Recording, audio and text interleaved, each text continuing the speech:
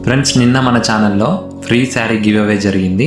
నిన్న సాయంత్రం 6 గంటలకైతే యూట్యూబ్లో లైవ్లో మనం విన్నర్ని అయితే అనౌన్స్ చేయడం జరిగింది. లైవ్ కూడా మన ఛానల్లో ఉంది. దుర్గాదేవికి ఎన్ని చేతులు ఉన్నాయనేసి క్వశ్చన్ అది చాలామంది కామెంట్ చేశారు. అందులో నుండి అయితే మనం ఒక విన్నర్ని సెలెక్ట్ చేయడం జరిగింది. సాయి చరణ్ అయితే మనకు మెసేజ్ చేశాడు ఇన్స్టాగ్రామ్లో, అండ్ ఫ్రీగా శారీ కూడా డెలివరీ చేయడం జరిగింది. ఈరోజు ఒక కథ. ఒకసారి గణేశుడు మరియు కార్తికేయుడు మధ్య ఒక పోటీ జరిగింది. ప్రపంచాన్ని ఎవరు ముందుగా చుట్టి వస్తారో వాళ్ళే గెలుస్తారని నిర్ణయించాడు.